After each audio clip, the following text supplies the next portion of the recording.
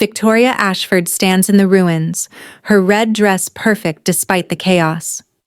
She's here to reclaim the vampire she abandoned, or destroy him.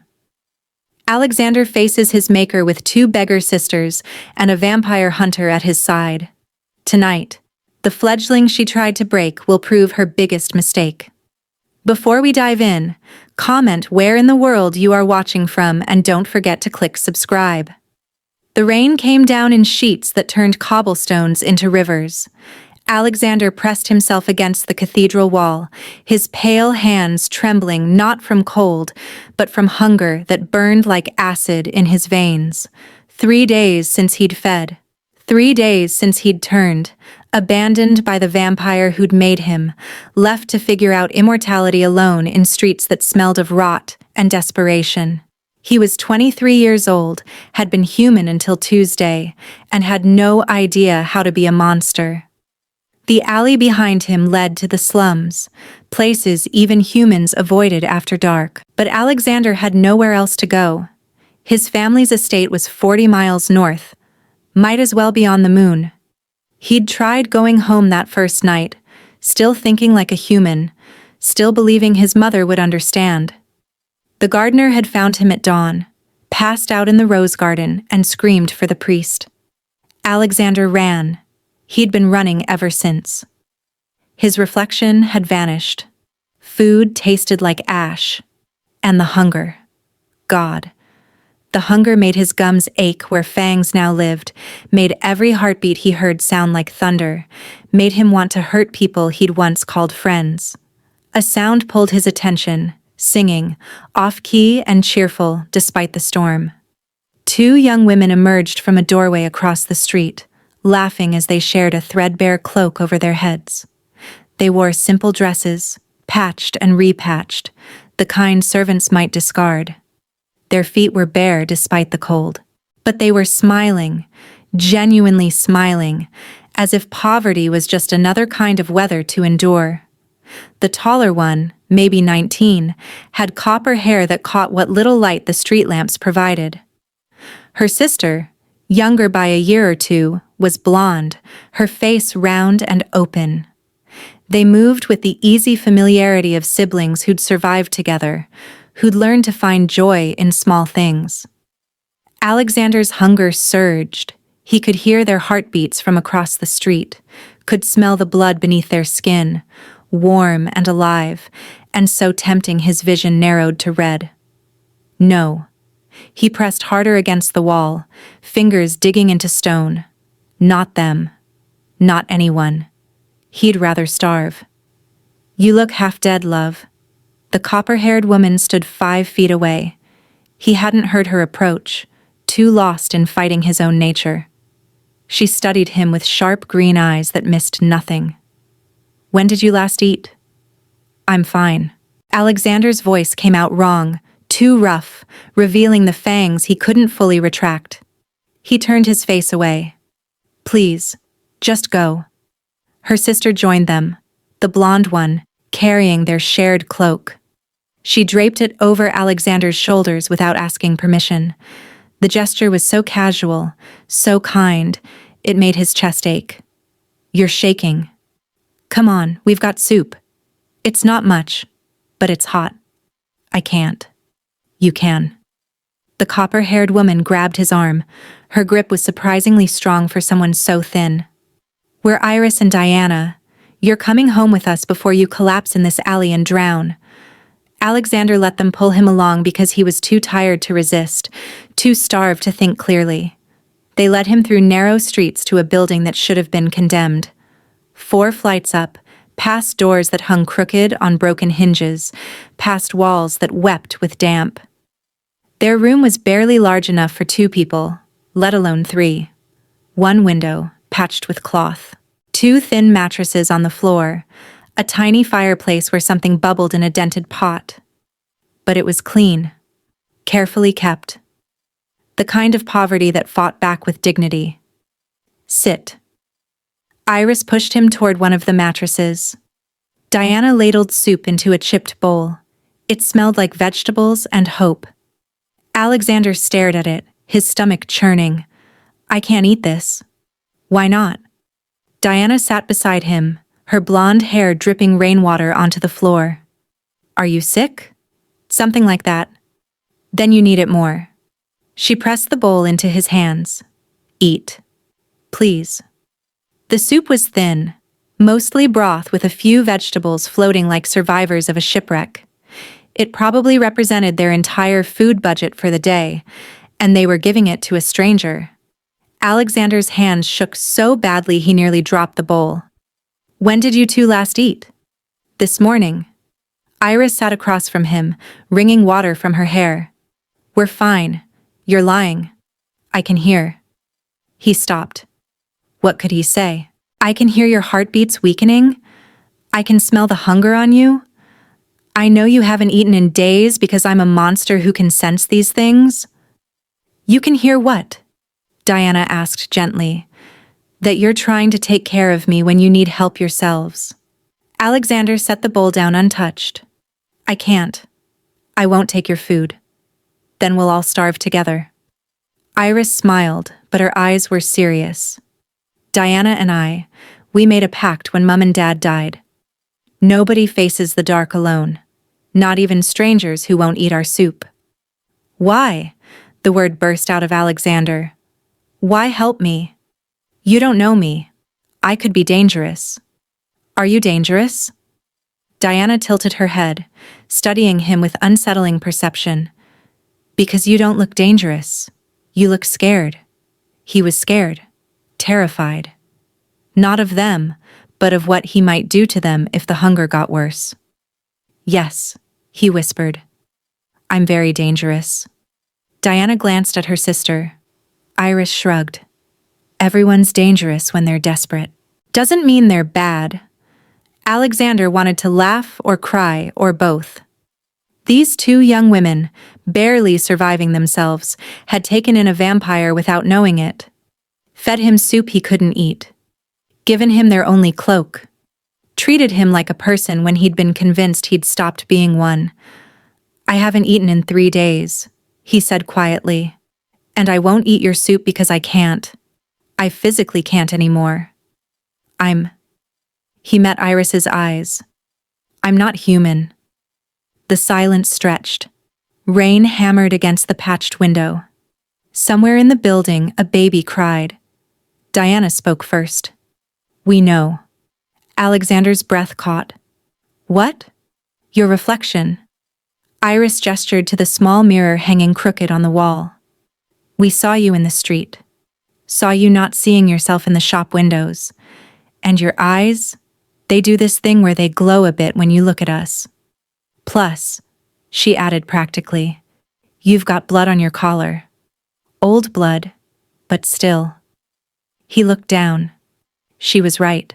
From 3 nights ago when he'd tried and failed to feed from a rat.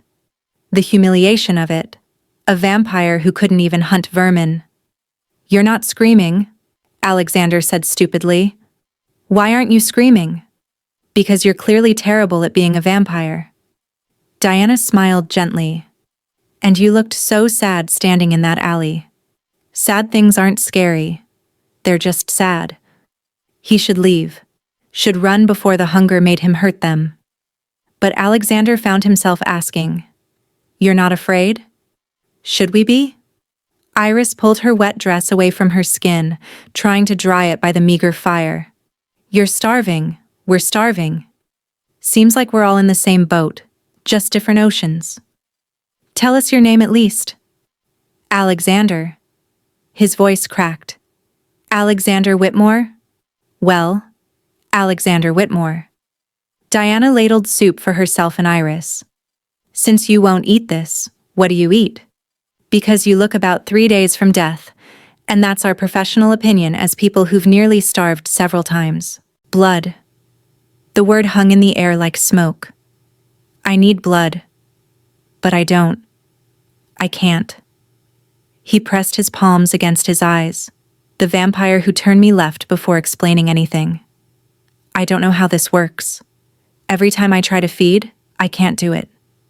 I just see their faces, hear them breathing, and I can't. So, you're a vampire with a conscience. Iris said it like she was commenting on the weather. That must be inconvenient. It's killing me. Or it would be if I could die. I don't know. Maybe I can still die. Maybe that would be better. Don't say that. Diana's voice was sharp. She moved beside him, her small hand finding his cold one. We've thought that too. Loads of times. When Dad died and left us with nothing. When Mum got sick and we couldn't afford medicine. When winter came and we had no coal. But we're still here. Still fighting. You can too. But I'm a monster. You're a person who needs help. Iris stood, moving to a corner where she pulled out a small knife. That's different. Before Alexander could react, she pricked her finger, held it out. Here. No. He recoiled so hard he hit the wall. Absolutely not. Why not? It's just a drop. Won't kill me. Might save you. I won't. I can't. You'll hurt yourself. Already hurt. Diana showed him her own hands, rough from work, covered in small cuts and calluses. We both are. One more little cut won't matter. But it might matter to you. You don't understand. Alexander's fangs extended fully now, his control slipping. If I start, I might not stop. The hunger, it's so strong, and you're so... He couldn't finish. So what? Iris moved closer, fearless or foolish. Alexander couldn't tell which. Alive? Human? Exactly what you need? She held out her bleeding finger. So, take what you need. Just don't take too much. We trust you. Why?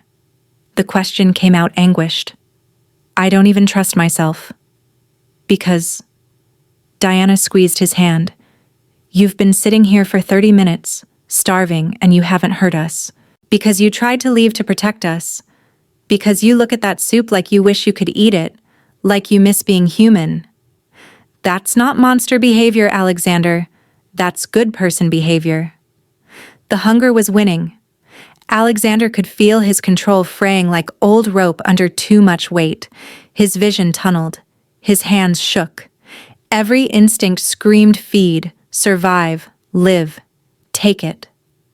Iris pressed her finger to his lips. Just a little. We won't tell anyone. The moment her blood touched his tongue, Alexander's world exploded.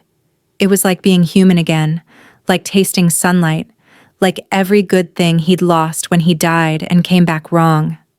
The hunger roared, but so did something else. Gratitude. Connection. The knowledge that these two young women were giving him life while risking their own. He took 3 small mouthfuls, forcing himself to stop before he wanted to. Pulled away. Pressed his hand over Iris's finger to stop the bleeding. Thank you. His voice broke. Thank you. I'm so sorry. Don't apologize. She smiled, a bit pale but steady. That wasn't so bad. How do you feel? Less like death. More like... He couldn't find words. You saved me. We fed a hungry person. Diana stood, wobbling slightly. Iris caught her and they held each other up. Now we're even. You give us company. We give you dinner. That's how it works. This isn't dinner. This is... everything. Alexander's unnecessary tears started flowing. He hadn't cried since turning, hadn't thought vampires could.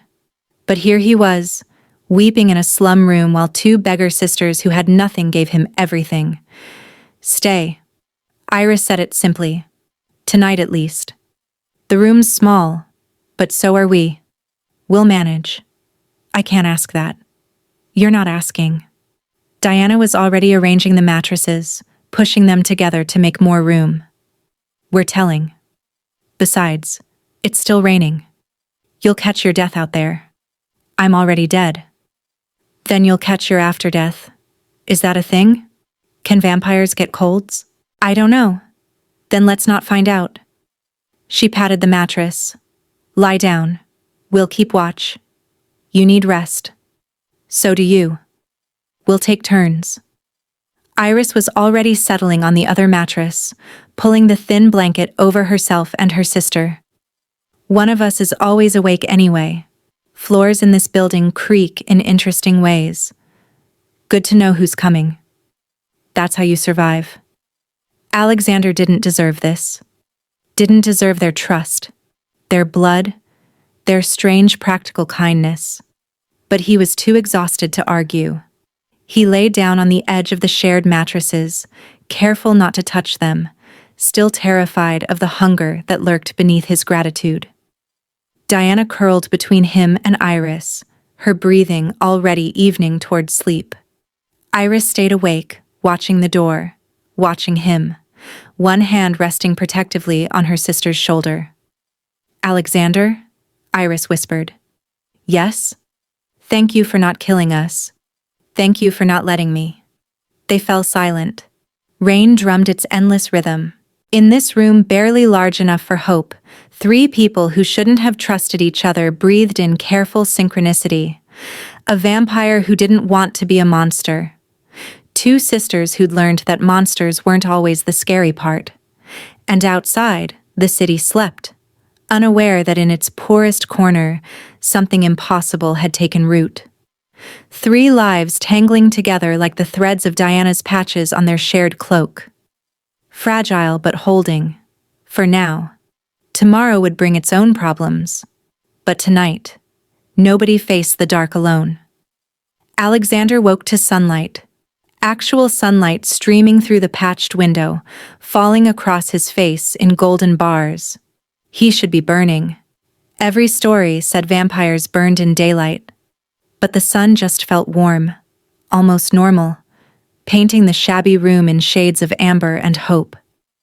"You're awake." Diana sat by the fire, stirring something in the pot. Her blonde hair caught the morning light. "Iris is out working. She does washing for the houses uptown. I do mending." She gestured to a pile of clothes beside her, needles and threads scattered like tiny weapons. "Between us, we make enough for this room, and sometimes food. I should go." Alexander sat up, testing his body. The hunger had quieted to a low murmur instead of a scream, thanks to Iris's blood. "I've imposed enough. Have you?" Diana threaded her needle with practiced efficiency. "Because from where I'm sitting, you've been very polite. Didn't steal our blanket. Didn't eat us in our sleep. That's better houseguest behavior than our last roommate, and she was human. She stabbed someone for her bread ration. Your standards are concerning. They're realistic." She began mending a torn shirt, her fingers moving with the quick grace of someone who'd been doing this since childhood. "Besides, Iris likes you. She said you have sad eyes. She's not wrong." Diana glanced up. "What happened to you? How does someone become a vampire without meaning to?" Alexander found himself telling her everything. About the woman in the red dress at his father's party. How she'd smiled at him over champagne. How she'd led him into the garden and kissed him with lips that tasted like copper. How he'd woken 3 days later buried in the family crypt, clawing through wood and earth, emerging into a world where everything had changed. "She just left you?" Diana's needle paused mid-stitch. "What kind of monster does that?" "The usual kind, I suppose." Alexander studied his hands, so pale in the sunlight. "I've been trying to understand it for 5 days. Why turn me at all if she didn't want me? Maybe she collected you like people collect pretty things." Diana returned to her mending. "Kept you until you bored her. My aunt was like that with kittens. Kept taking them in, then abandoning them when they grew. Some people are only interested in the idea of things, not the reality." "I wasn't a pet." "No," Diana agreed. "You were a person. Still are, actually. Just a different kind." The door burst open. Iris stumbled in, her copper hair falling from its pins, dress soaked despite the clear weather. She looked furious and frightened at once. "We need to leave. Now." "What happened?" Diana dropped her mending. "Did the landlord come?" "Worse." Iris grabbed their few possessions, shoving them into a sack. "There's a hunter in the city. A real one, professional. He came to the laundry house asking questions about monsters, about vampires specifically. He knows one's nearby. Alexander's blood went cold. His blood, technically Iris's blood since that's what filled his veins now, went cold. How does he know? Because someone reported a man with no reflection wandering the slums. Iris met his eyes. And because the woman who turned you? She's not done with you, Alexander. She told the hunter exactly where to look. This was a trap. Diana stood slowly, processing. She turned you, abandoned you, then sent a hunter after you. Why would anyone do that? Entertainment? Cruelty? Does it matter? Iris tossed Alexander his borrowed cloak. He's got silver weapons and a crossbow, and he's really good at his job. The woman at the laundry said he's killed 17 vampires in 3 years. We need to go somewhere he won't look. Where? Alexander felt the hunger stirring again, fed by fear. Anywhere I go, I put people in danger.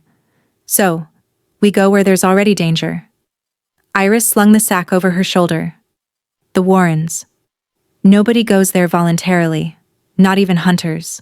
It's too unstable. The Warrens were a section of collapsed buildings near the river, a maze of rubble and half-standing walls where the city's most desperate lived. People went in and didn't come out. Stories spoke of things worse than vampires lurking in the ruins. You can't. Alexander stood between the sisters and the door. I won't let you risk yourselves for me. Bit late for that. Diana took his hand.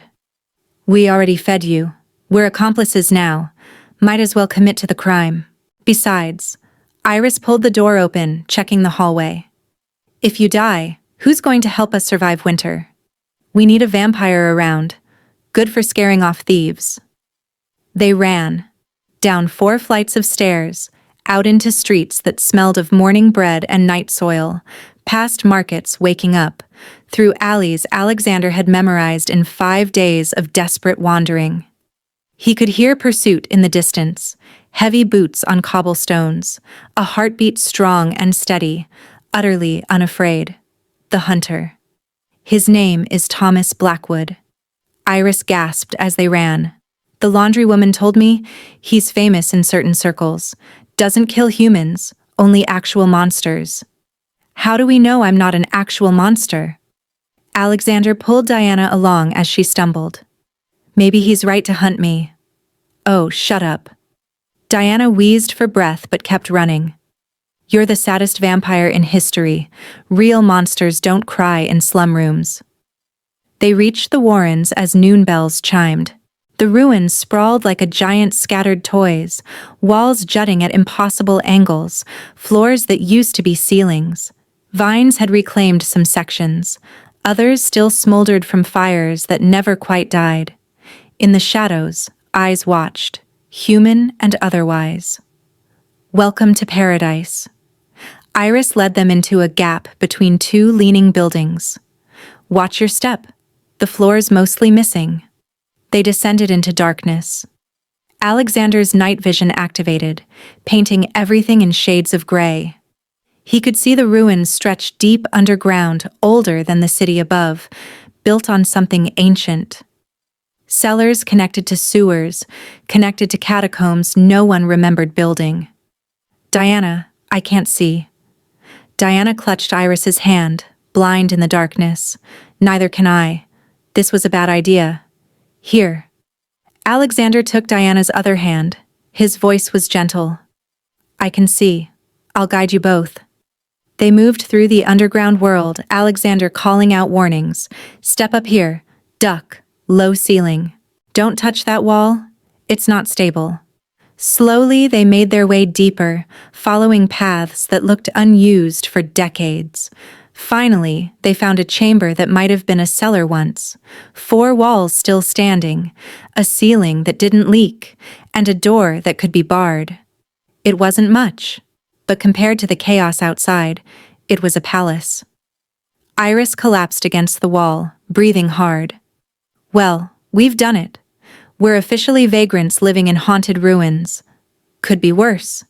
Diana sat beside her sister. Could be raining. A chunk of ceiling chose that moment to fall, revealing a gap that let in a shaft of dusty sunlight and cold drizzle. Diana sighed. Never mind. Alexander paced the small space, testing the door, checking the walls for weak points. This is my fault. All of this. If I hadn't let you help me, you'd still have your room, your work, your lives. We'd also have empty stomachs and each other's company and nothing else.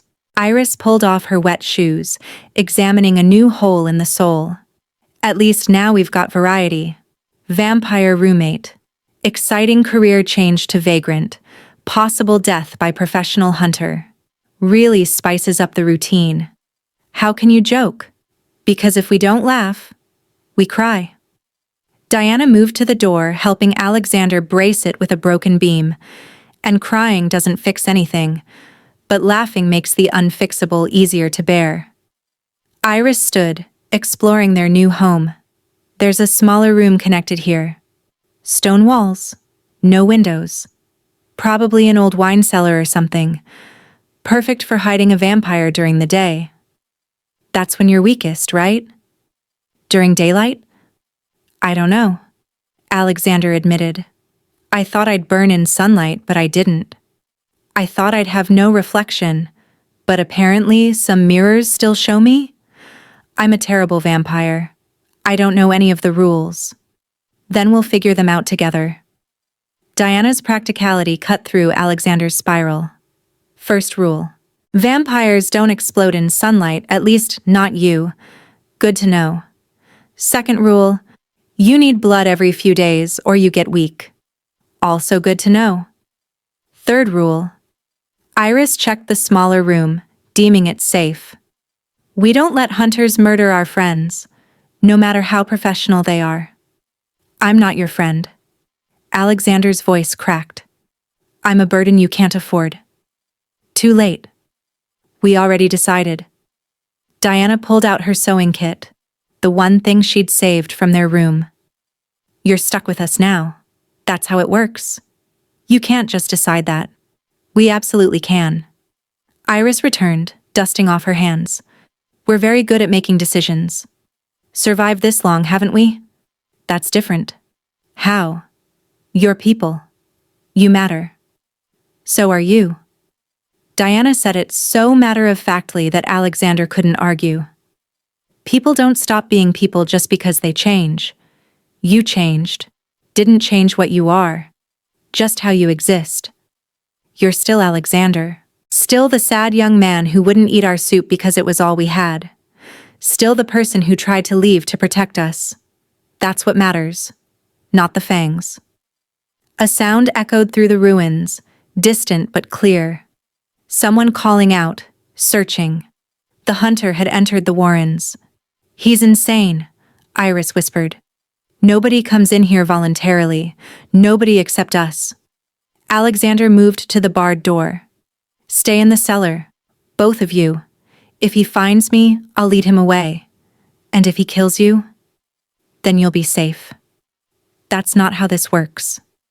Diana grabbed his arm. We don't trade lives, Alexander. We survive together or not at all. That's the rule. Your rules are going to get you killed. Maybe. Iris positioned herself by the door, ready. But at least we'll die being decent people. Better than surviving as cowards. The footsteps grew closer, measured and patient. The hunter knew his work. Alexander could hear him moving through the ruins with practiced care, checking each chamber systematically, getting nearer. My name is Thomas Blackwood. The voice echoed through the darkness, cultured and calm. I'm looking for a newly turned vampire. Young man, brown hair, probably very confused. I mean, you no harm if you're not a threat. Liar, Iris hissed. He's got a crossbow loaded with wooden bolts. Maybe he means it. Alexander studied the barred door. Maybe I am a threat, and he's right to hunt me. We're going to have a serious talk about your self-esteem issues if we survive this. Diana squeezed his hand. You're not a threat. You're just scared. I'm also very good at what I do. The hunter's voice came from just outside their chamber. And I can hear 3 heartbeats in there. 2 human. 1. He paused. One that stopped beating 3 nights ago. I'm impressed you made it this far. The woman who turned you gave me very specific instructions about when you'd be weakest. Just talk to us. Alexander called through the door. If you're not going to just attack, tell me what you want. I want to understand why Victoria Ashford turned you. The hunter's tone was genuinely curious. She's one of the oldest vampires in the region. She doesn't act randomly. Everything she does has purpose. Who's Victoria Ashford? Iris mouthed to Diana. Diana shrugged. The woman in the red dress. Alexander's hands trembled. At the party. She never gave me her name. She wouldn't. Blackwood continued. That's part of her game. She collects beautiful things, turns them, watches them struggle, then either keeps them or discards them. You're not her first abandoned fledgling. The others? What happened to them? Most died. Some went feral and had to be put down. 1 or 2 found other vampires willing to take them in. He paused. None survived alone. But I'm not alone. The words came out before Alexander could stop them. The hunter went quiet. Then, that's interesting. Are the 2 heartbeats I hear your victims or your companions? They're our friends, Iris shouted through the door. And if you try to hurt any of us, you'll have to go through us to get to him. Brave. Foolish. But brave. Blackwood's voice held something that might have been respect. You're the sisters from the slum room, aren't you? The ones who've been keeping a vampire alive on drops of blood and charity. How did you know? Because I'm very good at my job, young lady. And because feeding a vampire voluntarily, that's illegal in 12 jurisdictions and highly memorable. The question is why? Also not your business. Diana called out. Now go away. We're armed. With what? A sewing needle? I'm terrified. There was actual humor in his voice. Look, I'm not interested in killing humans who've done nothing wrong, and I'm not interested in killing a vampire who's clearly trying not to be a monster. But Victoria is. What do you mean? She's coming back. Blackwood's voice went serious. In 3 days, maybe 4. She's curious to see if you survived her little game. If you did, she'll either reclaim you or ensure you die. She doesn't like loose ends. Why are you telling me this? Because... A long pause. I've been hunting Victoria Ashford for 11 years. She killed my sister, turned her for entertainment, then abandoned her in a plague house. My sister went feral within a week. I had to. He stopped. I had to end her suffering myself. And you want me to help you stop Victoria. That makes me bait. I want you to survive. There's a difference. If you survive, if you prove a turned vampire can remain human, can choose not to be a monster, then maybe my sister's death meant something. Maybe she could have been saved if someone had helped her like those sisters are helping you. The door shook slightly, and Alexander realized the hunter was leaning against it. I don't want to kill you, Alexander Whitmore. I want to give you a chance my sister never had. But you have to trust me. We don't trust hunters, Iris said flatly. You're like executioners who ask nicely first. Fair point. Blackwood's voice held no anger. How about this? I'll leave a bag by this door. Food for the humans, information on Victoria for the vampire. You take it or don't. Your choice. But understand, in 3 days, Victoria returns, and you won't survive her alone. I barely survived her the first time. His footsteps retreated, echoing through the ruins. True to his word, when Alexander carefully opened the door an hour later, a leather bag sat in the corridor. Inside was bread, cheese, dried meat, and a journal bound in dark leather. Iris grabbed the food immediately, dividing it between herself and Diana.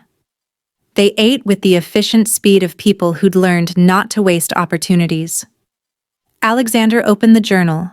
It was filled with neat handwriting, observations about Victoria Ashford spanning over a decade, her patterns, her hunting grounds, her methods of choosing victims. Every turned vampire was young, beautiful, educated, from wealthy families. Everyone was abandoned within a week. Everyone destroyed lives beyond just their own. On the last page, Blackwood had written a note.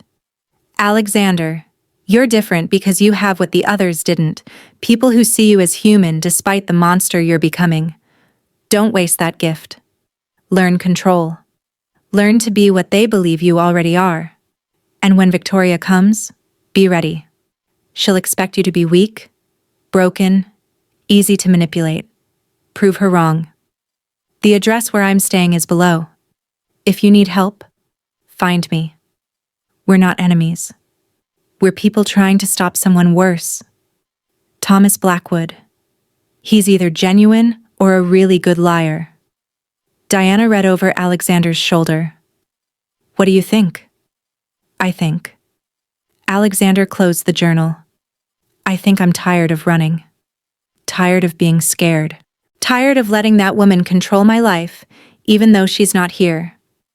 Then what's the plan? Iris finished her portion of bread, already looking less pale. Because we need one. Victoria's coming back whether we're ready or not. Alexander looked at the two sisters who'd chosen to save a monster, who'd given blood and bread and hope when they had nothing to spare, who faced down a professional hunter with only courage and sewing needles as weapons. The plan is, we prepare.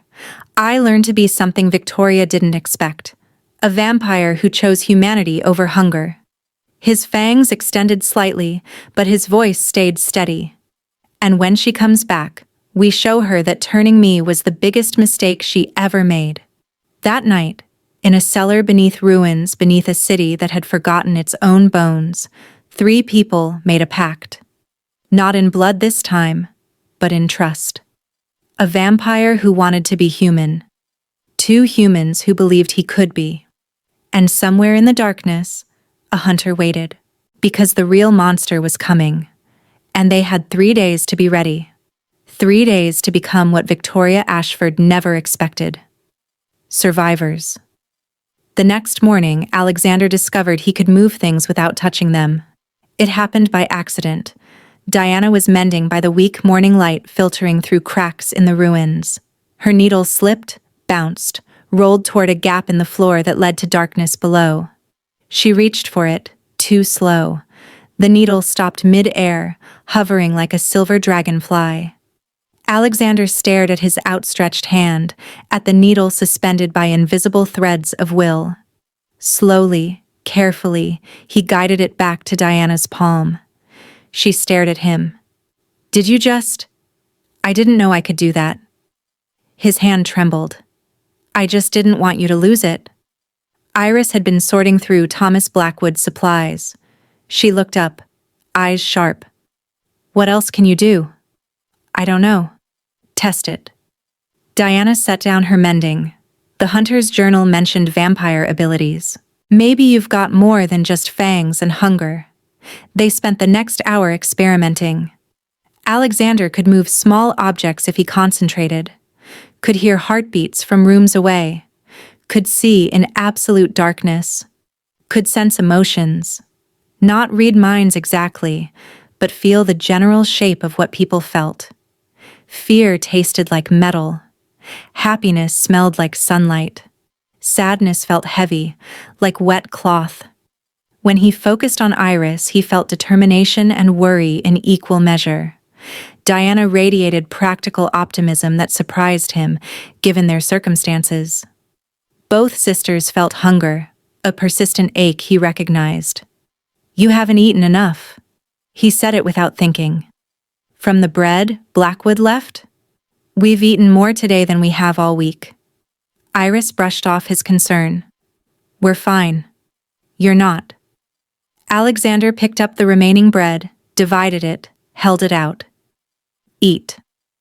I don't need food anymore. I need blood, which we'll figure out later. But you two need this now. The sisters exchanged glances, having one of their wordless conversations siblings perfected over years. Finally, Iris took the bread. "All right, but you're accepting help in return. We're teaching you to fight." "I already know how to fight." My father insisted on fencing lessons. "Fencing isn't fighting." Diana stood, picking up a broken wooden beam. "Fighting is dirty, desperate, and deeply unfair. It's what people like us do when proper doesn't work." "You're people like us now, Alexander. Time you learned our tricks." They trained in the larger chamber outside the cellar. Diana showed him how to use his new vampire strength in quick, brutal ways.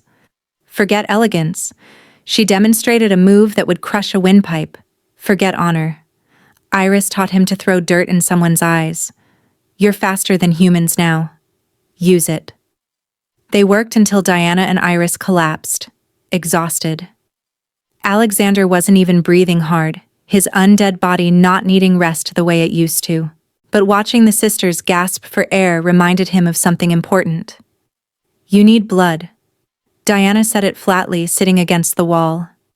"Tomorrow, Iris and I will give you more." "No." Alexander crossed his arms. "You're already weak. I'm not taking more from you." "Then we find someone else." Iris wiped sweat from her forehead. "The Warrens have people. Bad people. The kind nobody misses." "You can't be serious." Diana's voice was steel. "Would you rather kill us slowly by draining us drop by drop? Or would you rather feed from someone who'd rob us given the chance? Because those are the options." "I won't become a predator." "You already are." Iris stood, swaying slightly. "Question is what kind?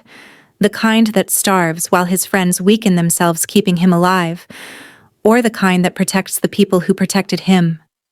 She moved close, holding his gaze. "Victoria made you a vampire. We're trying to help you be a person." "But persons survive, Alexander. And surviving means making hard choices." That night, Alexander hunted for the first time by choice. Iris guided him to the Warrens' deeper sections where the truly dangerous lived. Men who'd killed for less than pocket change. Women who'd slit throats for a place to sleep. The forgotten ones who preyed on the desperate. He found his target trying to assault a young boy, maybe 12, who'd wandered too far into the ruins looking for shelter. Alexander moved faster than thought, pulling the man away. The attacker was huge, scarred, armed with a knife. Didn't matter. Alexander was stronger now. Faster. Better. The fight lasted 3 seconds. The man's knife clattered away. His knees hit stone. Alexander's fangs descended fully, and this time he didn't fight the hunger. He fed. Not enough to kill, but enough to weaken. Enough to take the violence out of someone who'd used violence his entire life. When he finished, the man slumped unconscious. The boy stared at Alexander with wide eyes. "You're a vampire. Run." Alexander's voice came out rough. "Find safer places to sleep." "Not here. Thank you." The boy hesitated.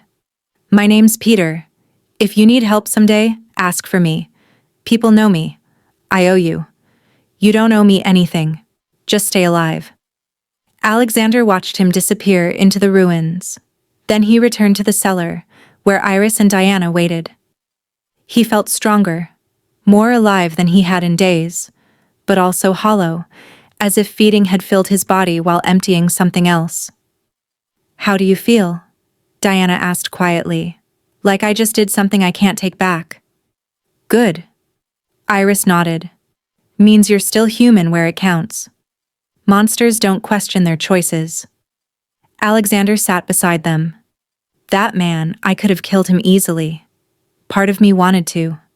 The hunger. It's not just about blood. It's about power. Taking what you need because you can." "I know." Diana's voice was sad. "That's what poverty does too. Makes you think about taking things that aren't yours because you're so desperate. But wanting and doing are different. You chose to stop. That's what matters. I chose because you taught me to. Before I met you two, I would have either starved or become exactly what Victoria wanted. A monster who just takes. He looked at them. Why did you help me? Really? Diana and Iris exchanged glances. Then Diana spoke. When Mum and Dad died, we had nothing. Literally nothing. The church offered to take us to the workhouse, separate us. Iris would go to the women's side, me to the girls' side. We'd never see each other again. So, we ran. Lived on the streets for 2 years before getting that room. Iris continued the story. People passed us every day, saw us begging, saw us starving. Most looked away. Some spat at us, called us lazy, said we should just work harder as if work was easy to find when you're 14 and 12 and have no skills. But once, Diana's voice softened. A woman stopped. She looked almost as poor as us. She had maybe 3 coins in her pocket. She gave us 2. Said, "Nobody should face the dark alone." Then she walked away, and we never saw her again. Those 2 coins bought us bread that kept us alive long enough to find work. Iris met Alexander's eyes. When we saw you in that alley, looking so scared and lost, we remembered her. Remembered being the ones who needed help. Figured maybe it was our turn to be the woman with 3 coins. Also, Diana smiled slightly. You looked so pathetic. All vampire powers and still trembling in the rain like a lost kitten. We've got a weakness for sad things. I'm not a thing. No, Iris agreed. You're a person who needed help. Same as we were. Same as we still are. That's the whole point. We're all just people trying to survive impossible situations. Might as well help each other, yeah? Alexander felt something crack inside his chest, the place where his heart no longer beat but still somehow ached. I don't deserve you to. Probably not. Diana returned to her mending. But you're stuck with us anyway. On the second day, Thomas Blackwood returned. Alexander sensed him before he appeared. That steady heartbeat, that smell of silver and determination. The hunter stood at the entrance to their chamber, hands visible and empty. I'm not here to fight, just to talk. Talk fast. Iris positioned herself between Blackwood and her sister. We're not in a trusting mood. Victoria was spotted at the northern estates last night. The hunter's expression was grim. She's moving faster than I expected. You have maybe 2 days before she arrives. What does she want? Alexander asked. Besides finishing what she started? You. Blackwood pulled out a letter, tossed it into the chamber. That arrived at my lodging this morning. Victoria knows I'm in the city. She's invited me to witness her reclamation of her abandoned fledgling. It's a game to her. She wants me to watch you fail, so I'll give up hunting her. Alexander picked up the letter. The handwriting was elegant, mocking. Dear Thomas, I hear you're interfering again. How tedious. Come to the cathedral tomorrow at midnight if you'd like to see what happens when hope meets reality. I promise it will be educational. Bring your silver. Bring your prayers. Bring whatever makes you feel brave. My poor confused child will be waiting, and this time I won't be kind. Yours in eternity, Victoria. She's insane. Diana read over his shoulder. She's ancient, Blackwood corrected. Bored. And cruelty is her entertainment. But she's also arrogant. She expects you to fail because every other fledgling has failed. That's her weakness. What do you want me to do? Fight her. Blackwood's voice was quiet. Fight her properly. I'll be there. The sisters will be safe. I'll ensure that. But you need to face her. It's the only way she stops. I can't beat a vampire that old. Not alone. Then it's fortunate you're not alone. The hunter moved closer.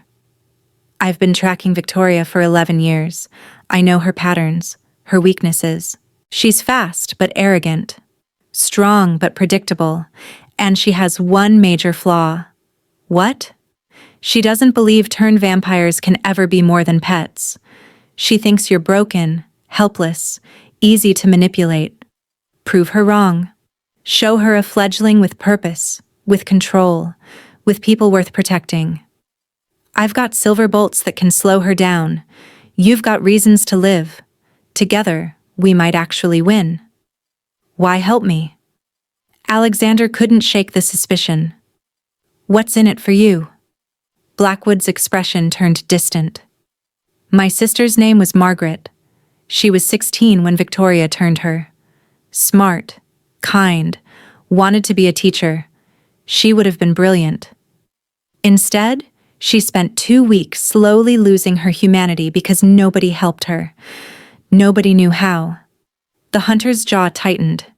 When I finally found her, she was so far gone she didn't recognize me. I had to. He stopped. I had to end her myself. I held her while she died. Really died. And she looked so relieved, like I'd finally given her peace she'd been begging for. If I can stop Victoria from doing that to someone else, if I can save one person my sister couldn't be saved, then maybe Margaret's death wasn't completely meaningless. Alexander studied the hunter's face, saw genuine grief there, genuine purpose. All right, I'll fight. But not at the cathedral. Too open, too many places for her to escape if things go wrong. Where then? Iris asked. Here. In the Warrens. Alexander looked around their makeshift home. These ruins are a maze. I know them now. She doesn't. That's an advantage.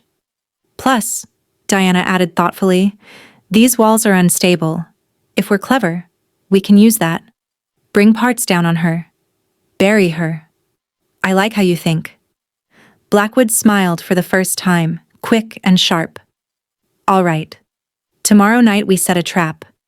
We make Victoria think she's hunting you when really, you're hunting her. Can you do that? Can you become the predator? I don't want to be a predator. You don't have a choice anymore. The hunter's voice wasn't cruel, just honest. Victoria made you a predator the moment she turned you. The only question is what kind. The kind that kills for sport? Or the kind that protects what matters? Alexander looked at Iris and Diana, at these 2 young women who'd given him blood and bread and hope when they had nothing to spare. At the hunter who wanted to save him because he couldn't save his sister. Tomorrow night. He felt his fangs extend, felt the power coiling in his undead muscles. Tomorrow night we show Victoria what she created when she tried to break me. He met Blackwood's eyes. I'll be ready. They spent the final day preparing. Blackwood taught Alexander the basics of fighting other vampires. Silver slows them down but doesn't kill instantly. You need a stake through the heart or complete decapitation. Sunlight would work, but that's hours away when you need it. Fire's effective but hard to control in combat. Your best weapons are surprise, speed, and the fact that she'll underestimate you. Iris and Diana set traps throughout the ruins, weak walls marked with chalk, loose stones piled carefully. Ropes tied at ankle height in darkened corridors. We can't hurt her directly, Diana explained. But we can make the environment hurt her. That's what desperate people do, turn everything into a weapon. Alexander practiced his new abilities. Moving objects became easier with concentration. He discovered he could create small bursts of force, like invisible hands pushing outward.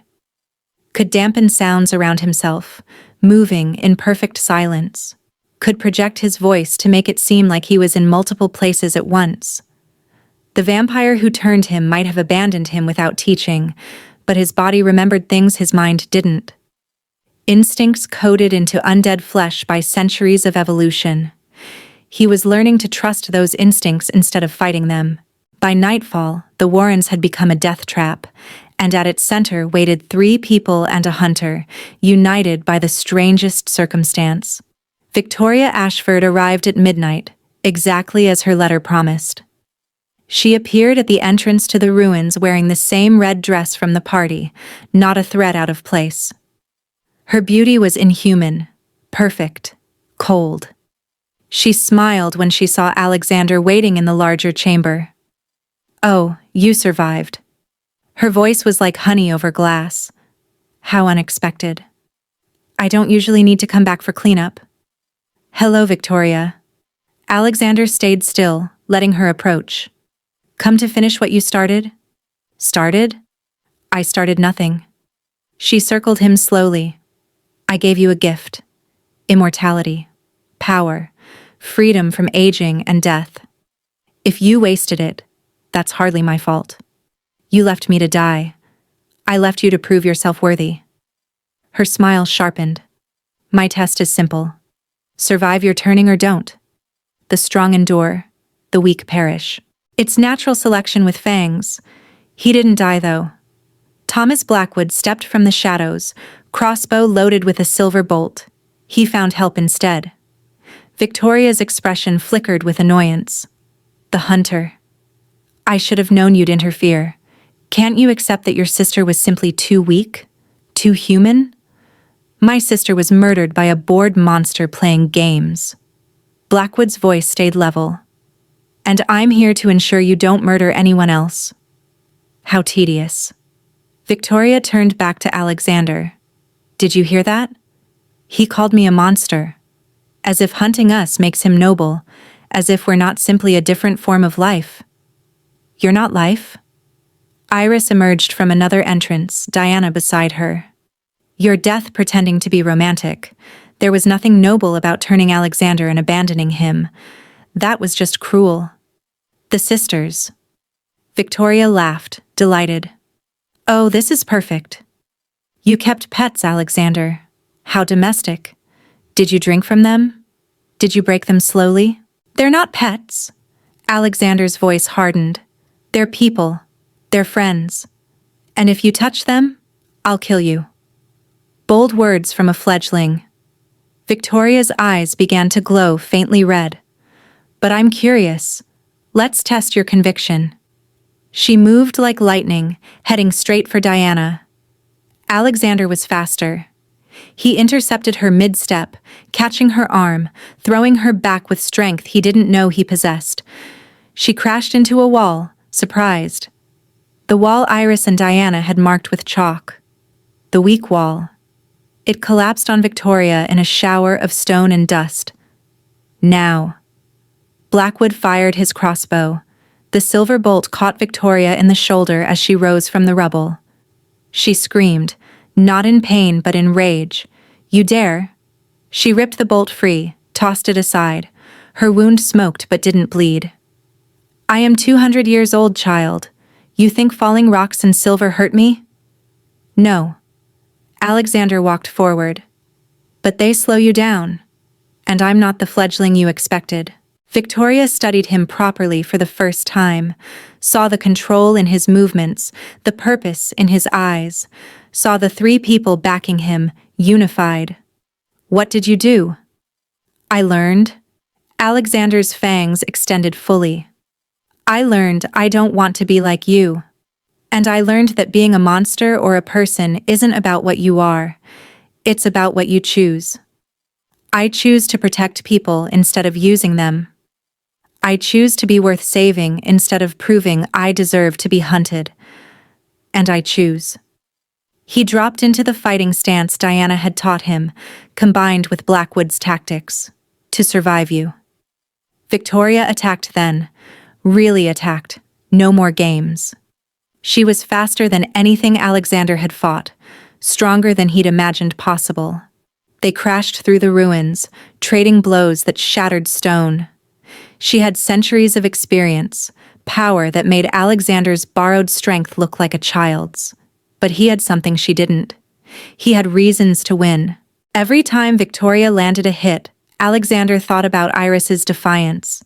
Every time he faltered, he remembered Diana's practical hope.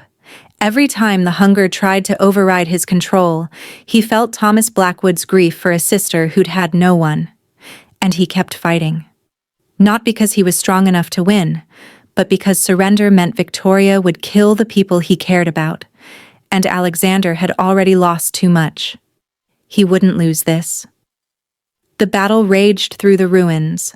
Iris and Diana ran ahead, cutting ropes, collapsing marked walls, turning the environment into a weapon Victoria couldn't fight. Blackwood fired silver bolts whenever he had a clear shot, never hitting Alexander, always forcing Victoria to dodge, to defend, to waste precious seconds. And Alexander learned as he fought. Learned to use his speed not just for attacks but for strategy. Learned that Victoria's arrogance made her predictable. Learned that 200 years of power had made her sloppy because nothing had ever truly threatened her. He discovered he could read her movements before she made them, some vampire sense he hadn't known existed. Could anticipate where she'd strike, where she'd dodge. His new abilities grew stronger under pressure, telekinesis becoming a weapon as he threw debris at her without touching it, sound dampening letting him attack from unexpected angles.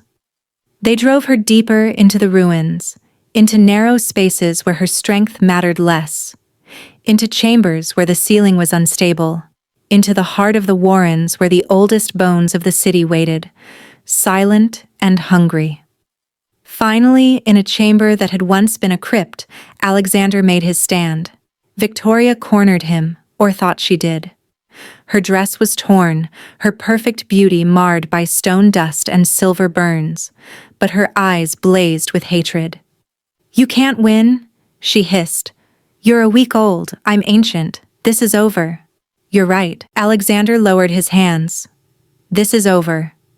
But not because you won." The ceiling exploded downward. Blackwood and the sisters had spent hours weakening it with careful demolition. Now it fell in a cascade of stone and earth, tons of it, burying Victoria beneath the bones of the city she'd haunted for 2 centuries. Alexander dove aside, barely avoiding the collapse. When the dust settled, only Victoria's hand was visible beneath the rubble, still twitching, still trying to claw free. "She won't die from this." Blackwood appeared, breathing hard. "But she'll be trapped for months. Maybe years. Time enough to find a more permanent solution. Time enough to give you a life she tried to take." Alexander stared at the buried vampire, his maker, the monster who'd tried to turn him into another tool for her entertainment. "I should feel something," he said quietly. "Anger, satisfaction, something. But I just feel tired." "That's because you're not like her." Diana put her hand on his shoulder. "Monsters feel triumph when they win. People just feel relief. Come on." Iris was already walking toward the exit. "Let's go home. Where's home?" Their room was gone, the warrens uninhabitable now that the hunter and half the ruins knew their location. Diana and Iris exchanged glances. Blackwood cleared his throat. "I may have a suggestion." The house was small, tucked in a quiet part of the city where people minded their own business. 3 bedrooms, a proper kitchen, rooms with doors that locked. It had belonged to Thomas Blackwood's family before Victoria killed his sister. He'd kept it empty since, unable to face the memories. Now he offered it to 3 people who needed it more. "I'll be traveling again soon." His voice was gruff with emotion he couldn't quite hide. "Continuing my hunt for others like Victoria. But someone should live here. Someone who understands what it cost." The sisters moved in first, choosing the 2 smaller bedrooms, marveling at beds with actual mattresses, at windows with glass, at floors that didn't creak with menace. Alexander took the room in the basement, the one with no windows, the one where he could sleep safely during the day. It had space for books, for the journal he'd begun keeping, for all the things he was learning about being something impossible. The first night in their new home, Diana cooked soup on a stove that actually worked. Iris found blankets that didn't have holes. Blackwood stayed for dinner, teaching them how to maintain the house, how to pay taxes honestly instead of through theft and desperation, how to live like people instead of survivors. Alexander didn't eat the soup, still couldn't stomach human food.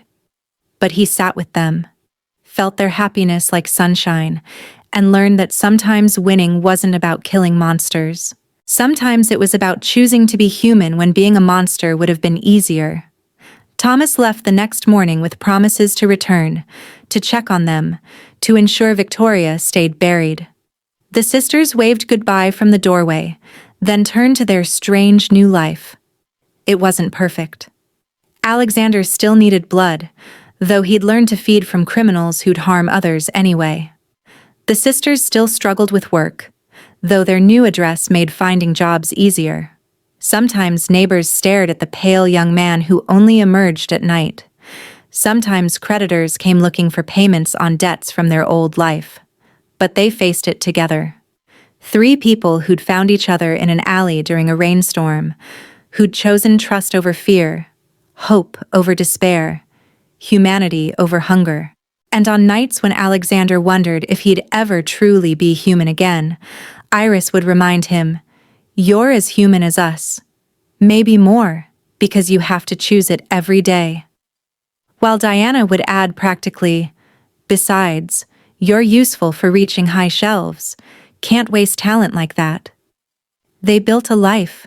Strange, impossible, barely functional. But theirs. A virgin vampire who'd learned that survival meant accepting help. 2 beggar sisters who'd learned that sometimes the scariest monsters were just people who needed saving. And somewhere beneath the ruins, Victoria Ashford dreamed stone dreams, waiting for a freedom that would never come. Because the fledgling she'd tried to break had discovered something she'd never understood in 200 years. That love makes you stronger than hunger. That compassion makes you immortal in ways fangs never could. That the real monsters aren't the ones with pale skin and sharp teeth.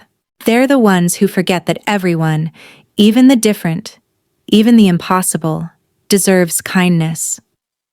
Alexander Whitmore died on a Tuesday, became a vampire on Wednesday, and found his humanity on Thursday, all because 2 sisters with nothing decided that nobody should face the dark alone. And that made all the difference. Weeks turned to months in the small house that had become home. Alexander learned to navigate his new existence with growing confidence. The hunger never truly left, but it became manageable, a constant whisper rather than a scream. He developed routines, hunting only those who preyed on the vulnerable, taking just enough to survive while leaving his victims alive, changed, but breathing. Diana found work as a seamstress for a respectable shop in the merchant district. Her skills, honed through years of desperate mending, proved valuable when given proper materials. She'd come home with stories about demanding customers and impossible deadlines, but her eyes sparkled with pride at earning honest wages. Iris secured a position at a lending library, her sharp mind and quick wit making her invaluable to the elderly scholar who ran it. She'd spend evenings reading to Alexander and Diana, sharing knowledge she'd never had access to before. Together, they created something none of them had known was possible. A family built not on blood, but on choice.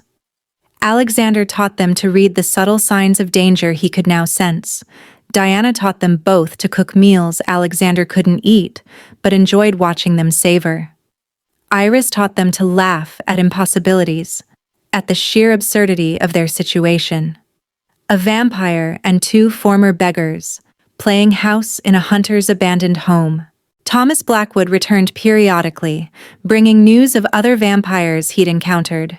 Some like Victoria, who needed stopping, others like Alexander, who were simply trying to survive. He'd sit at their kitchen table, this man who'd spent years hunting monsters, drinking tea with a vampire, and planning strategies to help rather than destroy. On winter evenings, when frost painted the windows and the fire crackled warm, the 4 of them would share stories. Alexander spoke of his life before, the shallow parties and empty conversations that had meant nothing. Diana and Iris remembered their parents, keeping memories alive through words. Blackwood talked about Margaret, about the sister who'd wanted to teach children, whose dream had been stolen by the very creature they'd buried beneath the ruins. And slowly, Painfully, he learned to remember her with smiles instead of just tears. The city never knew what lived in the quiet house on Ashford Street, never knew that its shadows held a guardian who protected rather than prayed, never knew that two young women who'd once begged for survival now slept soundly, protected by something the world called monster.